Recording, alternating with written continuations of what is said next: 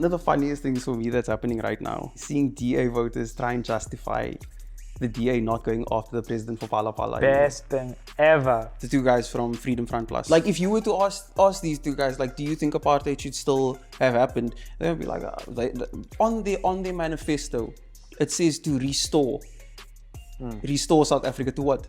I always laugh when people say, like, I'm an EFF spokesperson. Obviously, we have our secret meetings, you and I and various other people, but... Darren Campher, welcome to SMWX. Thank you very much for having me. Really great to have you here. You are just killing things, bro. Doing my best, a little bit. Yeah. No, it's really incredible to watch your platform grow and the voice that you've developed in South African politics and current affairs. Appreciate that. How did you come to, speaking about politics, and, what's the journey towards building this platform of yours been like? So how I got here was kind of a little bit of an accident. TikTok specifically, there was a story I remember a few years back, like in 2020. Yeah. Somebody had been turned down for a rental apartment because the landlord was race specific. And I'd known like these kind of things happen, but I saw the response online. People were very like surprised by it, and I was like, "Oh, this is new to you. Let me show you a few more instances of things like this happening." And then I started speaking about various forms of business and discrimination in the business industry and how inequality finds itself in there. And from there, kind of just took off. Started speaking about various economic concepts as well, breaking things down for people, mostly in the finance and business world, and then obviously you find yourself in politics whenever you dabble into economics at all. Yeah. And so there was just this organic move to spread into socioeconomics and politics.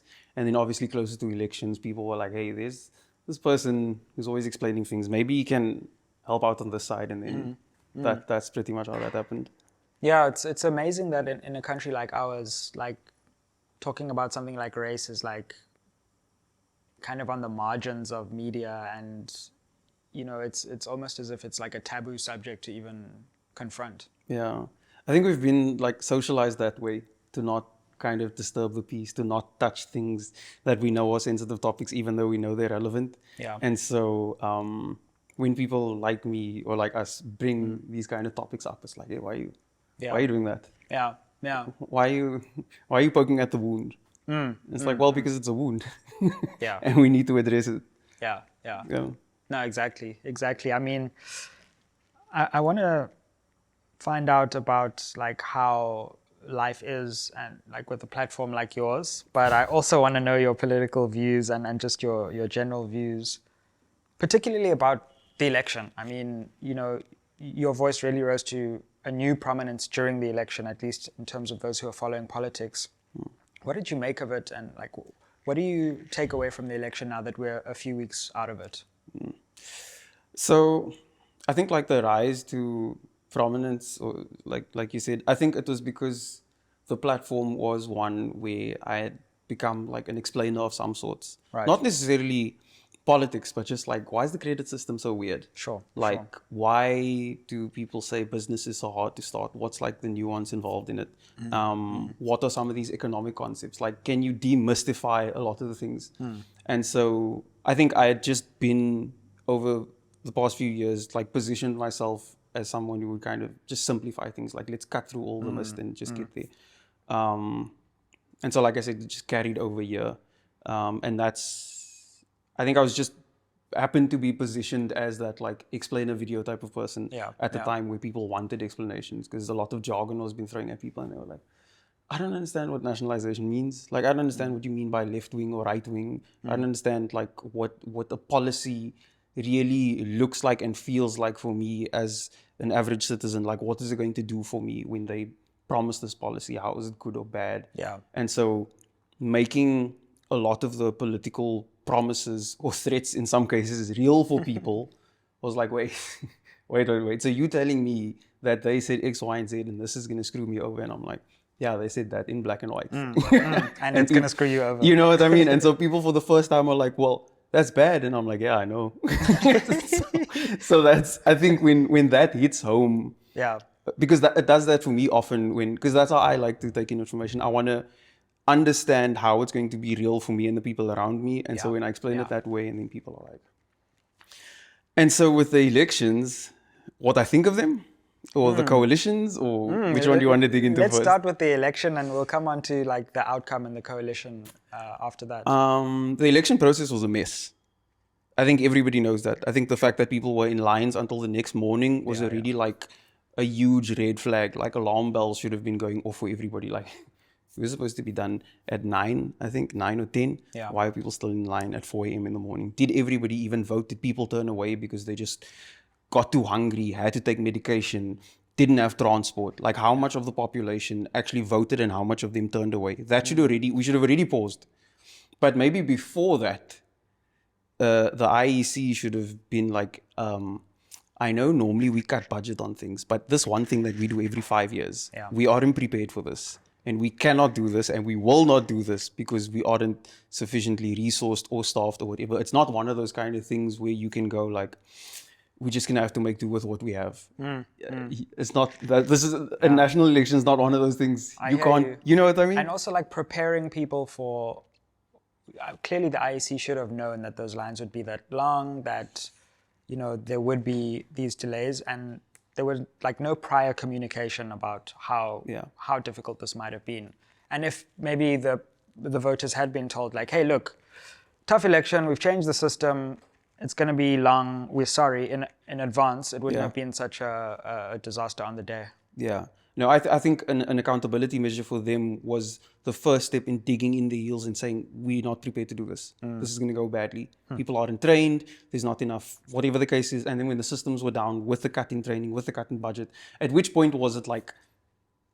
So before we have the conversation about the differences between data being captured or ballots going missing, we don't need to talk about any of that. Just the fact that people had to stay in lines overnight already tells you, was everybody represented, and how much of the people did not get represented, how many people left lines, stayed out of lines, again, medication, transport, all this. That's just off the top of my head. Yeah.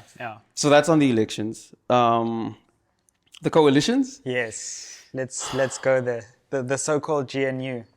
What do you make of the term? Like, let's start there and then just see where we go. I think the way it played out is exactly an indication of what it really is. And the fights are always happening between the DA and the ANC. And everybody else is just an other. I think the ANC couldn't flat out choose a party who has directly opposed their policies for the past decade or so or more. They couldn't just choose that party. But for funding purposes, if they want to keep getting funding, both sides, I think the investments were consolidated. And I think we saw this coming. I think if anybody follows my page or your page or just has some kind of general political awareness, they would know that the DA-ANC partnership was going to come. Yeah, absolutely. And there were people calling us crazy when we were talking about the fact that they could come together, but here we are. Yeah. I mean, you get various brands in the marketplace, right? And you get money put behind those different brands because you want to capture different parts of the market. But when that happens in politics, it's a conspiracy theory.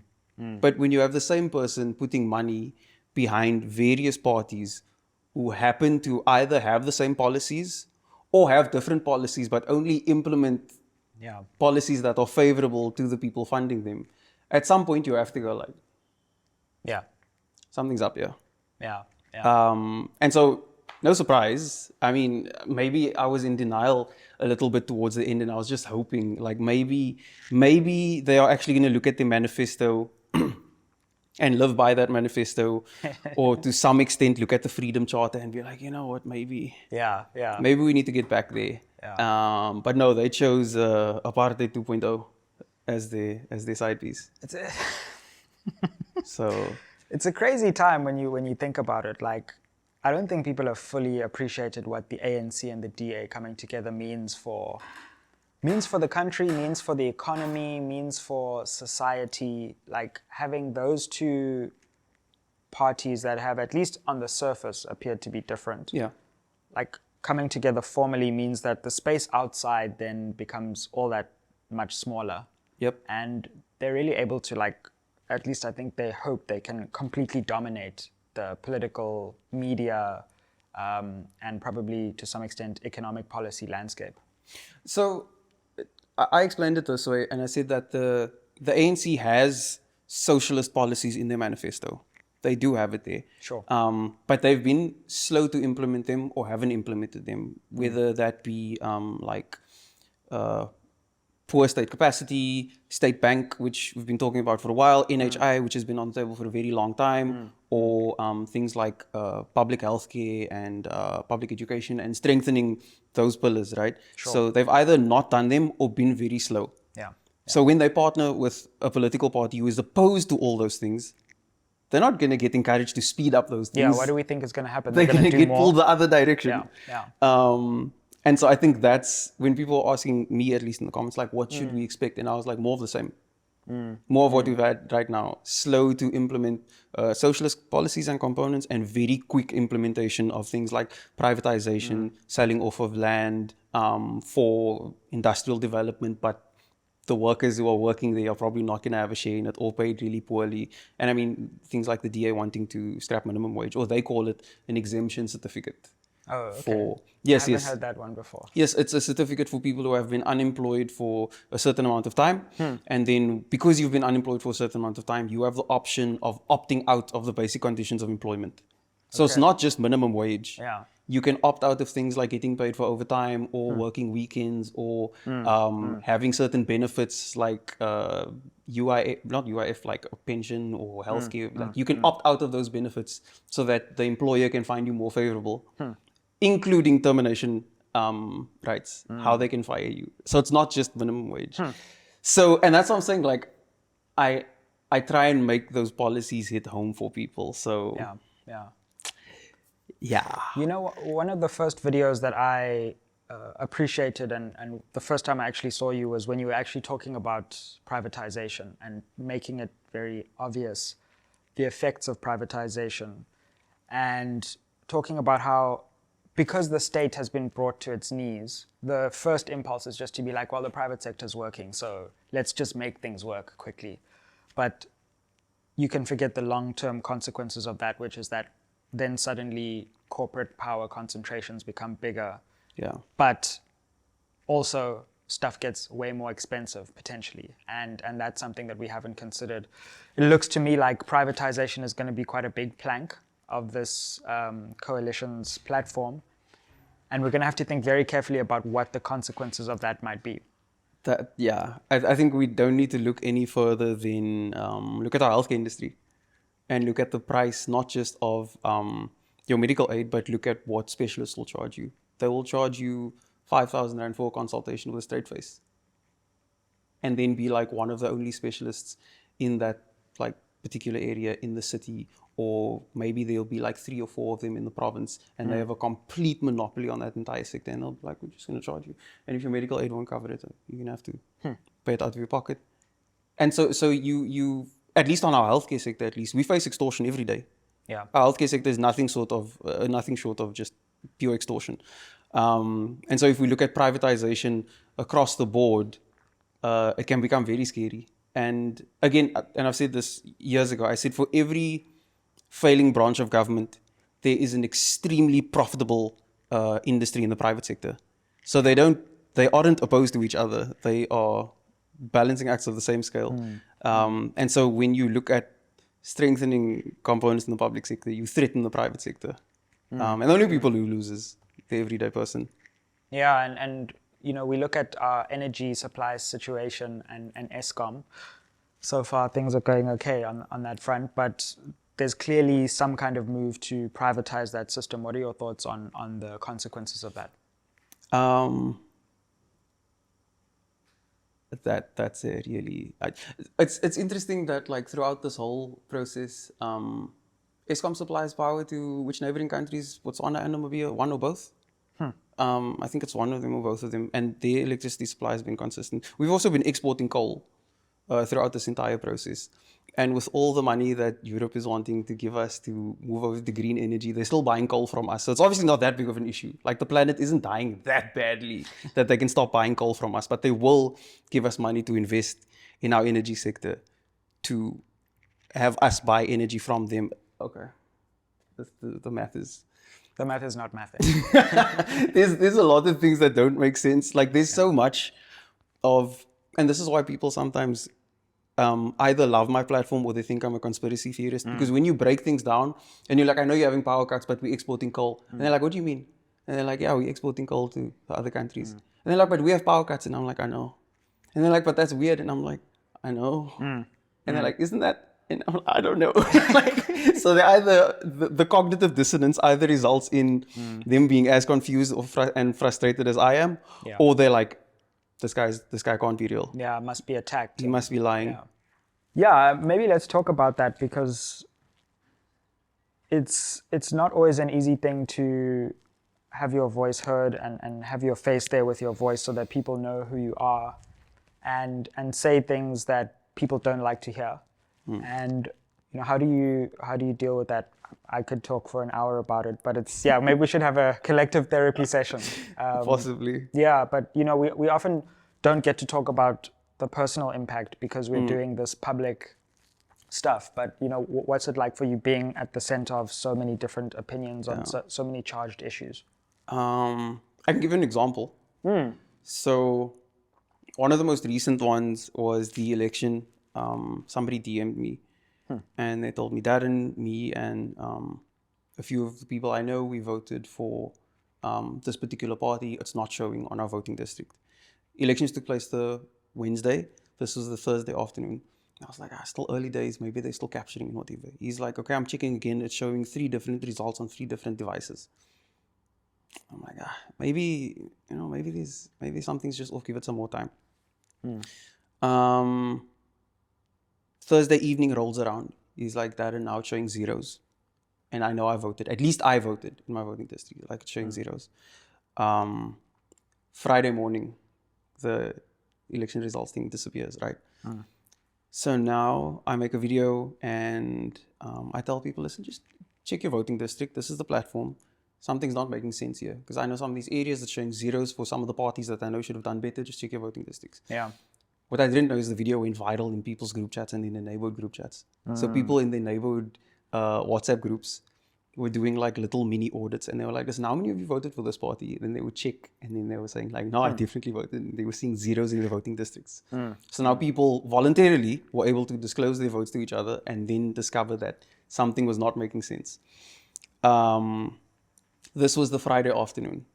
So mainstream media had only picked it up that later that afternoon or that evening, that there was a difference between what was being counted and what was being uploaded. But me and I think one other content creator had spoken about this first. So obviously, who am I to have picked this up? Me and this just average everyday person making this content. There I faced a lot of like, did I get this wrong? Like, did I fuck up? Now I'm going back, I'm checking the database, I'm checking the screenshots. I'm just like, maybe it must be that I got this wrong. It can't be that that I was first to see this. And if I was first to see this, there has to, like, it can't be like, I'm just like, a content creator. I reference articles and do research and look at financial statements and that kind of stuff. This is a bit different though. And so just that feeling in that moment of like, did I really get this right? Did I double check? I think that's the feeling that is consistently there when you speaking about anything where people find it hard to believe. That is so important. Yeah, because the first thing you think is like, you don't want to mislead anybody. Yeah. And if people are having such a hard time facing what you are saying, you want to be damn sure that you have it right. Yeah. Because you don't want to have somebody have to face the reality of something they aren't prepared to face, and then you got it wrong. So the level of that feeling varies depending on what's being discussed. But I think with the elections, that was one of the biggest ones. There was a lot of vindication in the days after where people were like, hey, and other political parties had come to the table and they actually drafted that letter saying we want more time to count, go through the areas. Cool. That doesn't always happen. Yeah. But that feeling of like, what if I'm wrong? What if I'm wrong? And what if somebody may have acted on this? So I always reference my information. I always tell people to double check even what I say, but that's not always the case. But that is definitely a pressure point as a content creator. No, you've struck a nerve, because like people don't know what goes in behind the video. They see the video and they don't see like the research that goes into the video, or the second guessing, or the let me verify this for myself. And then when it goes out, the thing is, like, you're not perfect, neither am I, neither is anyone making content, and you can make a mistake. But our mistakes are in public. Yeah. And people are just waiting to pounce on like any possible mistake, right? And then and just that feeling of like, what if I am wrong? Yeah. You know. And sometimes we might well be. Yeah, it does happen. Like since we're VBS influencers, Okay. like this VBS thing, like people are like, make a video now. And I was like, I don't understand everything. Like, it's a complex thing. Like, there's the financial side, there's the VBS side, there's the bank side, there's the state side, there's the EFF side, there's the ANC side, there's the SACP side. And I'm like, I don't just want to run and make a video if it's misleading and wrong. Like, can I please have 2 days to like wrap my head around this now? Fam, I just wanted to interrupt this episode to let you know the 4 ways you can help SMWX. Way number 1, you can invite me to speak at your institution or company. Way number 2, you can advertise on this channel. Way number 3, you can become a member of this channel. The link to the membership is down below. And number 4, you can buy merch, that's books or hoodies. Now let's get back to the episode. All our contact details are in the description box below. And it's like, but like there's work that goes into this. And sometimes you can react quickly because you feel confident about a certain topic. But other times you're like, I actually need to take my time. And then people are like, no, it must come today. Like, yeah. The one thing I've really started to do is I wait for the political leaders to make a statement, whether verbal or written, to make it themselves so I can reference it. And then if I have if they have an issue, my line is always argue with your leaders. Don't bring it here to me. There's the video. There's the reference. Like you take it up with them. Yeah. I'm just highlighting what they said. Yeah. And if you have a problem with it, or if you feel like it was taken out of context, whatever, it's fine. Maybe speak to your leader about not saying wild shit that must be put in context. Yeah. Sorry, I don't know what the language policy. Please, by all means. So that's normally my thing. That's normally what I do to kind of insulate myself and protect myself. But so with VBS it was interesting because I had made it clear that I favored socialist policies, I favored socialist parties. I said we have very few to choose from. Yeah. If you want one that's comprehensive and that covers everything and looks at all the components, I want to. 7 cardinal pillars fit perfectly in line with what I'm looking at. Only party that has that structure is the EFF. It's pretty much a no-brainer for most socialists in this country. We don't have that many options. Then when the VBS thing came out, we were like, make a video, like you said. And I was like, well, firstly, there's no new info, which is for sure. And then the affidavit came out. And then I was like, but the affidavit is just somebody's statement being a statement of somebody who's like in the mung. So you have to think about how you're going to carry his. And so the only time I made a video was when I found contradicting statements between the leaders of the party. And I was like, okay, cool. Now I'm ready to make a video. Sure. Now there's clear contradictions. I can post it. I can reference it. And you can take it up with them. Yeah. Sure. And if you don't like it, or you do like it, or you like, okay, maybe there's something up, go that side. Absolutely. Yeah, this is the platform where we discuss and we cover and we look at things. I think people think because I had favored socialist policies or voted for a socialist party, I'm beyond critiquing that party. Absolutely. And I'm like, yeah, no. I didn't. I made a tweet earlier and I said I didn't vote for the EFF with the DA mindset. Like I can think for myself. Absolutely. And I think in general, like, we should get behind this idea that you lend your vote. You don't give it uncritically to anyone, whether you're voting DA or EFF. And if a party turns around and disappoints you, then you take that vote back and you give it to someone else. Like, there's no party in South Africa that's perfect and deserves our support for all time and every time. And part of democracy is actually changing your mind. Yeah. And there's this idea that we should all only vote for one party forever and ever. Amen. Yeah. It's very scary, like, to see people's support for political parties be almost like their support for soccer teams. Oh, yeah. Like, win or lose, red card, yellow card, don't care. Like, just the support is unwavering. Yeah. I'm like, hey, friends, that's a risky place to be. Like, Absolutely. I've praised the EFF in some regards and then criticized in other regards, and then with the VBS thing made my thoughts and concerns and opinions known on it. Yeah. It obviously wasn't good enough. I was probably supposed to make a 20 video series. Yeah, likewise. You know what I mean? But and I voiced those concerns, and then I just can't help it that other political parties who have a lot more power and do a lot more shit on a lot more regular basis give me so much content to work with. Stop giving me content, guys. The time is good for content creators. Hey, like it's we're like eating good. We're eating good. every day they do or say some stupid shit, and then I'm like, what do you want me to not speak on this? Like you're doing some wild stuff. Why are you taking a loan from France? Why are you underspending? Why are you supporting the STEM? Why are you covering up for racists? Like, why you have a racist in your party? Why did you make somebody minister who voted to keep apartheid going? I didn't make you do that stuff.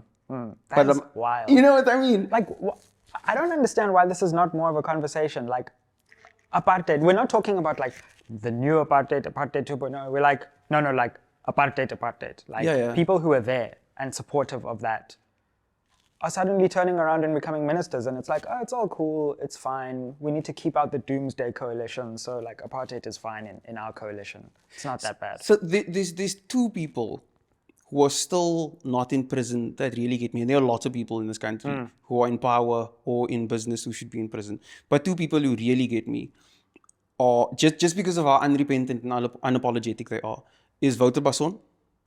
Because he is on record making a statement that when he worked on the Black Bomb, saying that was some of the best times of his life. Yeah. That's what he said. Yeah. So that's one.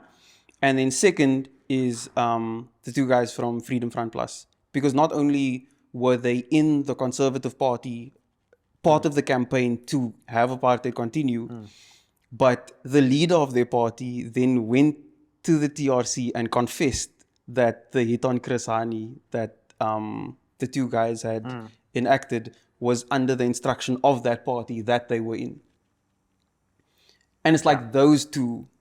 That's not extremism, by the way. That's fine. That's fine for the coalition. Do you know what I mean? Like, if you were to ask these two guys, like, do you think apartheid should still have happened? They would be like, do you know what I mean? They would be like, he said, like on their manifesto, it says to restore South Africa to what? Because this is that voted to continue apartheid. Restore to what? And I'm like, these people say these crazy things. I don't make them up. I reference them. I show them to you. Anyway. It's crazy times. Like, are you worried about the coalition era? Like, what are your concerns?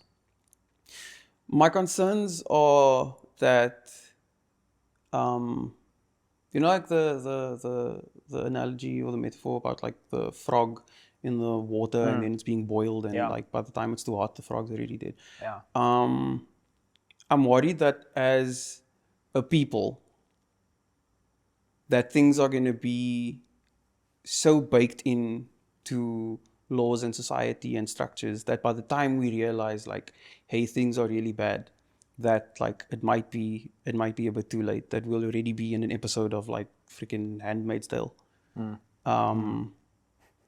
And like and you know, it sounds extreme like when I use a reference like the Handmaid's Tale, but we have political parties who have said they want to scrap minimum wage. We have had political parties say they want to scrap the retirement age, and these aren't like small parties. These are parties that have gotten millions in funding from the private sector. So the private sector are backing these policies. Like, there are businesses and entities that want to scrap minimum wage, that want to scrap the retirement age, that say things like Andre de Ruyter when he said electricity was too cheap. In the most unequal country on the planet, where the average salary of a black man is less than the average 2-bedroom rent. He says electricity is too cheap. And so it's like politicians and business people are making these obscene and insane statements, and we are listening to them, and I feel like we're not understanding the gravity of what they're saying. And when they're saying that they want to privatize something like Eskom, when the most recent CEO from Eskom, who just left, said electricity was too cheap, and the private sector was like, oh, wait. And now you want to privatize it. They said it's too cheap. They want to privatize it. What do you think they can do? They're going to make it, you think they can drop the price? And it's like, at what point are we going to, I'm just worried slightly. So like a little bit. No, like when you say that, it hits home, because like in my book, The New Apartheid, I talked a lot about the architects of apartheid, and like the idea was to implant it so deep in society that no matter what a future government did, like it would be there, you know. And there's also a danger, exactly like you say now, that yes, GNU stuff looks fine and it's a new coalition, but there's some plans here. And I think this plan has been in the works for a long time. And at least the ANC, you're like, yeah, you have a plan, but you won't even be able to implement it. So, but now I feel like there really is a plan. Yeah, there's definite pressure. Yeah, and once this government is done, they're going to make some serious changes to our country. If they're for the good, wonderful, and I'll be the first to celebrate growth, a fallen inequality, fallen unemployment, fallen racism. That would be great. But if it doesn't work out, we may do some long-term damage to the country that'll take a really long time to reverse. I have never been more desperate in my entire life to be wrong as what I am right now. But the leadership of this country in both the political sphere and the private sector have told us exactly who they are and what their intentions are. They've told us. And I don't know if not enough of us are getting it, or if not enough of us are hearing it, but they said it and they mean it.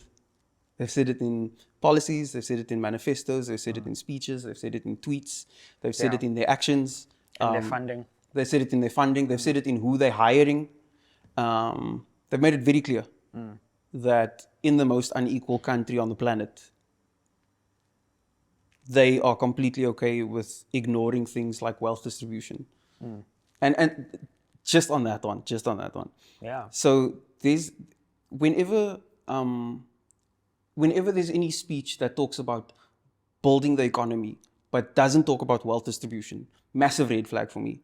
Because what you're telling me is we currently have a lopsided financial structure where most of the people are sitting in poverty. But you aren't interested in flattening that structure and creating equality. What you want to do is you want to heighten that structure in the hopes that more people at the bottom can get to the top. Or if you want to invert it, the trickle-down economics. Sure.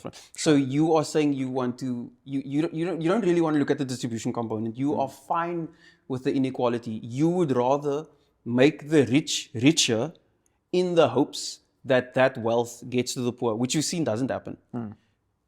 First prize for inequality. And so when I hear that, like building the economy, growing the economy, but not distribution, that tells me you're okay with inequality. Because tell me what you're going to do about distribution. Tell me what you're going to do about inequality. Tell me what you're going to do about wage gap, wage theft, those kind of things. If you don't have that conversation, but you talk about building equality, I just want my listeners and your listeners to understand that they are saying they are fine with making wealthy people wealthier as long as some poor people also get some more money, because that is the insulation of the 1%.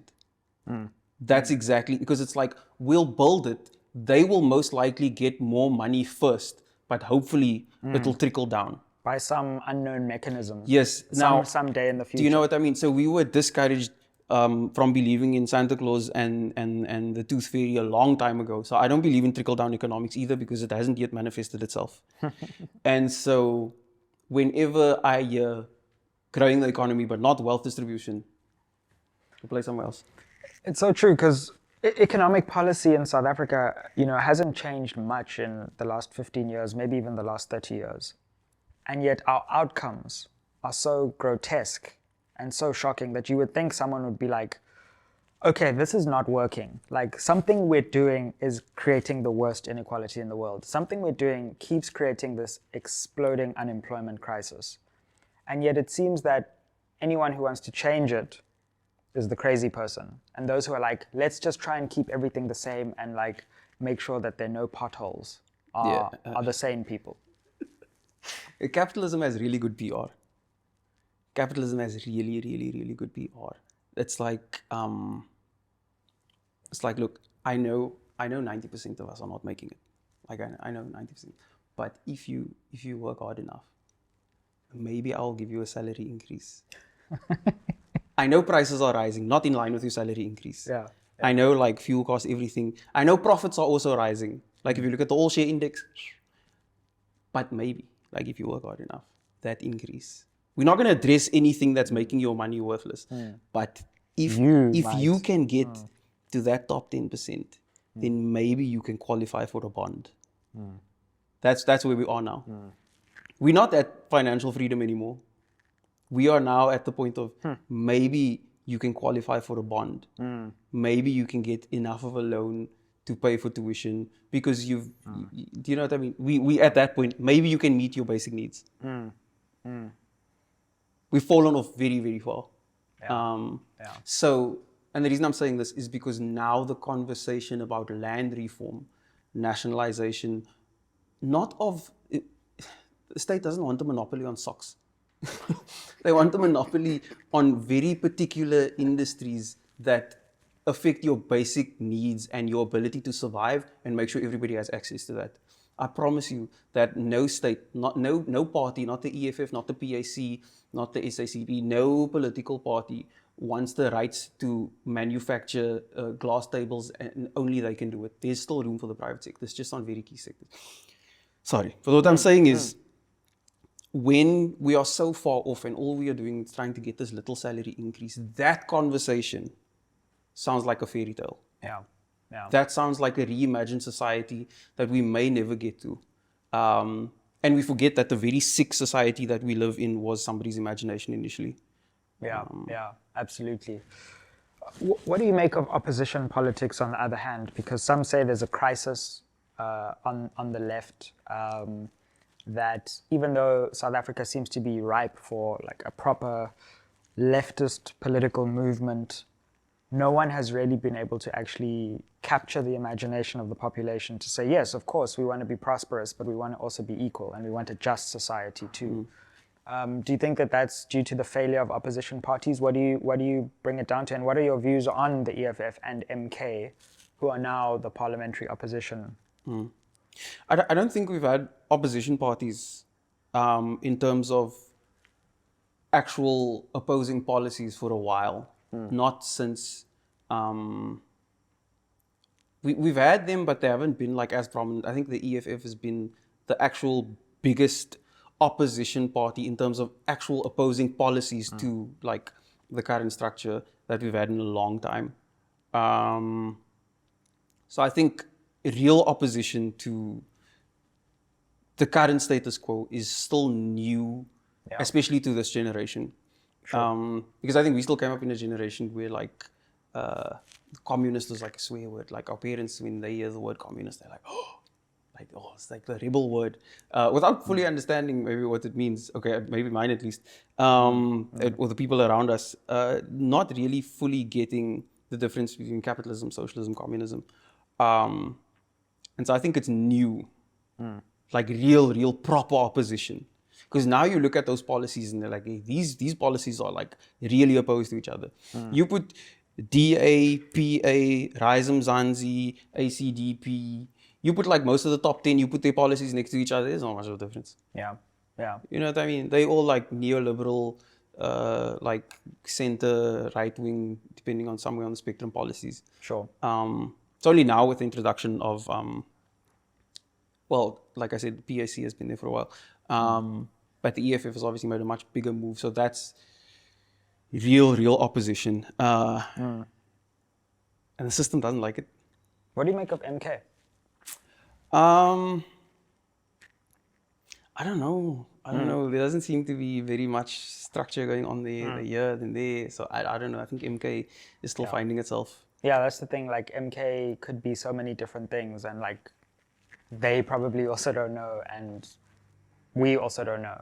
I think there's a lot that's worrying as well, but there's also clearly something in those who voted for MK who want For sure. something fundamentally different. Now, whether MK are the best messengers for that, we can debate, but I think people have like maybe papered over a party rising, Zuma notwithstanding, like 6 months before an election being able to get 14%. I think there's something a bit more than just Zulu identity or Zuma, where there's an appetite for something different, and they've somehow tapped into that.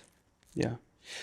I think people have the right to choose who they want to represent them. How well that representation is structured is maybe a different conversation. But like you said, they've chosen a party because they want something different. I have my own reservations about the party just because of its stance on women in the LGBTQ plus community, Absolutely. or the lack thereof at least, or Yeah. definite stance. But I don't know. That's a wait and see for me. Yeah. This thing about right and left, I think, is interesting because it's come to the fore with MK and EFF, and the way I think about it is there are actually three different rights and lefts. There's the economic right and left, right, where you have like capitalism versus socialism or communism.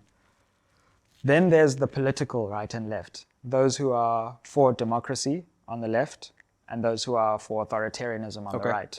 Yeah. And then you have the social right and left, where you have like racism, gender equity, LGBTQI plus, etc. questions, and then and I think lots of different parties are on different sides of those spectrums. And when we have this debate, everyone's like right, left, but there's some nuance there. Yeah, we have lots of different right and left at the moment. Yeah. And what we don't have maybe is someone who's actually, or a party that's truly actually on the left properly of all of those important issues. That's a very good way of breaking it down, and that's for sure there. I think I need to update my model a little bit on the whiteboard. I think models like these or conversations like these are helpful to help people plot where they are so that they can find where those parties are on that spectrum. And then they must just do the funding part as well, and then they'll see that is true. why it is the way it is. But yeah, I think back to my concern, I just hope I hope I'm horribly wrong about all of these things. Unlikely because they've said it. And then if the country just takes off and becomes a utopia, I'll be really happy. You know what I mean? Shut down my page and everything. Yeah, no, exactly. Just be like, there's nothing for me to talk about. There's no content for me. Yeah, no content, no more attacks. So we'll be cool, actually. I'll just be like making videos talking about how well everything is going. Gini coefficient is dropped. Yeah, like employment is down. Unemployment is down. Absolutely. Equality is here. Life will be good. Life will be good. Now I sound like a conspiracy theorist. But back to that frog in the pot analogy. I'm just a little bit worried. Yeah. That we spot it when it's a bit too late. You know what I'm also worried about is the media landscape. Like, I don't even know what we do about this anymore. Because like, from the mainstream perspective, obviously platforms like ours are like, newspapers are dying and our platforms are exploding. And everyone's like, no, we should do the things that the newspapers do. And I'm like, have you ever thought why they're dying and why people are so tired of this old school media format of yours that you want us to now copy because we're illegitimate? But like in this coalition moment, in the mainstream media, you literally cannot find criticism. Like everything is perfect and everything is gonna be this heaven. So I was very naive for a while, in the sense that I knew the media had bias to them, right? I knew like media's a little bit biased. But then what I started doing is I would go live on my TikTok and I would like watch political speeches with my followers. We would just like watch it together because I was going to watch it alone. I was like, watch it with me. I'm going to talk shit while I'm watching it and we just have fun watching it. Yeah. And then I would watch the full 1 hour, 2 hour, 3 hour speech debate, whatever it is. Then I would look at the clip that the media uses. Exactly. Or the headline. Then I would look at the headline they use. Then I would look at the copy that they wrote. Yeah. And I'm like, you guys are liars. Literally, like, it's completely different. You guys are liars. Like, you are paid to lie. And that's what I'm saying. I was a bit naive because like we've been told by lots of people who have fought in liberation that like the media is a very powerful tool in shaping the mind, in shaping the political landscape, in shaping the ideology of people. Like I've been told this, I've heard this my whole life. But to see it for myself in real time with the video I watched, with the document I read, with like with the WCD, when they tried to deny, they came to my tweet and then they tried to deny the fact that they had underspent 3 years in a row. And they were like, oh, we debunked this article. Okay. And then I was like, okay. WCD? Western Cape Education Department. Right. They said they didn't underspend 3 years in a row. Because there was an article that was written that they had underspent. And then there was the right of reply. And David Mayneer, he replied and said that this whole thing was debunked. It's a lie, whatever. It wasn't true. And then I downloaded their financial statements. And I highlighted the underspend 3 years in a row. And I was like, what do you mean? So now, and I'm standing there and I'm like, can they do this? Yeah. And I'm like, I just like, is the adult in the room? Can somebody please tell me if this is allowed? And nobody's just there. So it's crazy. It's so true. Like I've been in situations where I've been at events or I've actually been there or I actually happen to know something that has happened in a particular way. And then I see the reporting, I'm like, I was there, like I know this is not true, but it's like, but then the crazy thing is you're like, but am I? That's the thing, then you feel like you're losing it a little bit, like maybe. Am I the crazy one? Because I'm pretty sure I listened to that speech and I got a very clear message that like A plus B equals C. But now I'm told that C plus B equals minus A, so maybe it's me. One of the funniest things for me that's happening right now is seeing DA voters try and justify the DA not going after the president for Phala. Best thing ever. And Best I was like, explain it to me. No, let's talk. Yeah, Explain. exactly. Explain. Now, I heard did you hear John Steenhuisen saying, he's actually come out officially. He's like, in a motion of no confidence, we will defend the president. Guess what? Because VBS is so much worse, that we will defend the president. I made a video and I broke down and I asked like, in which way is it bigger? Are they a bigger party? Is it more money? Is it more people involved? Yeah. Is it rank? Like in which way? Just explain. Explain to me which criteria in which it is bigger. Yeah. I just want to understand. But I don't think, I've not gotten an answer from anybody yet. And look, I'm unopposed to hearing logic and reason. Sure. I'm just chasing it in this environment and it's not there very often. The Phala thing is going to be extremely fun to watch because like, and even state capture, Zizi Kodwa's in parliament, and I want to understand what the DA is really going to say about all this corruption that they have just gone into coalition with. Because remember, the EFF did not plunge us into this crisis after the state capture years, right? It was the ANC. The ANC put us in this position. The ANC has taken by far the most money out of the state than anyone. And now the DA is in partnership with them. Up till like, there's actually an interview of me with an ANC MP in 2022. And I watched that interview again afterward. I watched it this year, where I actually said like the path of least resistance would be for the ANC to reform itself. And I made a video about it. And I was like, because everything's there, like the bones are there, the foundation is laid, the people are there. You have this brand. You have the country if you want it. Yeah, absolutely. And it's just like it would be so much easier for you to just be like, okay, we're just gonna do things the right way. We're gonna do what we promised, bare minimum. We'll do what we promised, like just that alone. 2/3 majority easy. we would be fine. Yeah. And that was in 2022. And now this year rolls around. And now I'm like, oh guys, Yeah. I don't know. Like as a voter, when I saw that, as somebody who didn't vote for them in these elections either, it was just, I was like, was I once again naive back in 2022? Because people had been telling me already, like, Darren, that's a sunken ship. Like if they want, and I always credit this to one of my family friends who passed away earlier this year, and he says, like, if they wanted to, they would. Always remember, if they wanted to, they would. And sometimes I ignore that advice, and I'm like, maybe. Yeah. And I watched that interview, and even in that interview, you can kind of see me, like in some ways, just trying to appeal to this MP as if it's going to make some difference. We've all been there. Like, each of us has to accept that the ANC will not do what we hope it can do at some point in our lives, and it's a difficult thing to accept. Like I always laugh when people say, like, I'm an EFF spokesperson. Obviously, we have our secret meetings, you and I and various other people, but like, my family is so ANC. Like, I have pictures of myself 2 years old, Afro ANC t-shirt.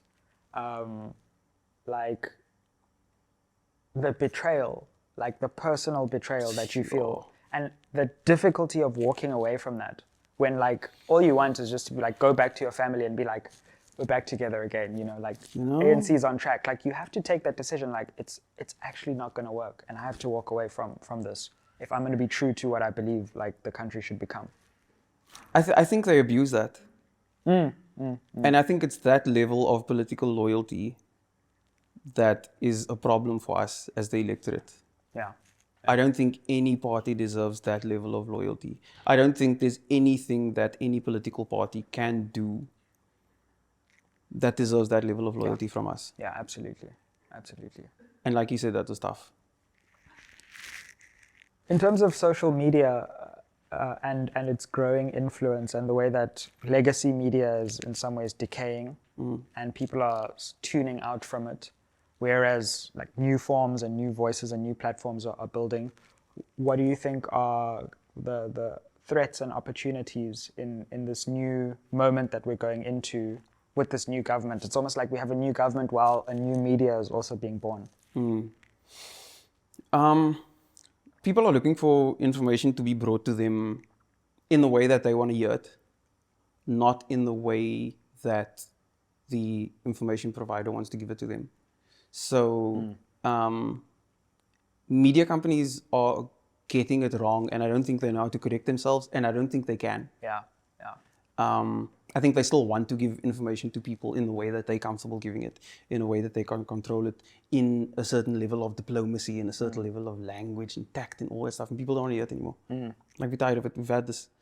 And I think the frustrating part for media companies is that no matter how much money they spend on ads, people just still, that's all you are. You're just one swipe away from being the next in front of somebody's screen. And there's absolutely nothing they can do about it, and they hate it. They can't get around it by paying for billboards. They can't get around it by paying for newspaper articles.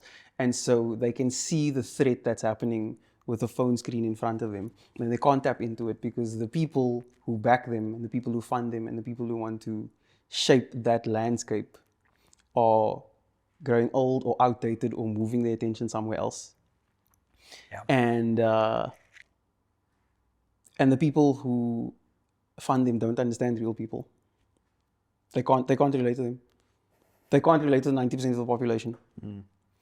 And so I think that's why we face, and other content creators like us face, the kind of scrutiny that we do.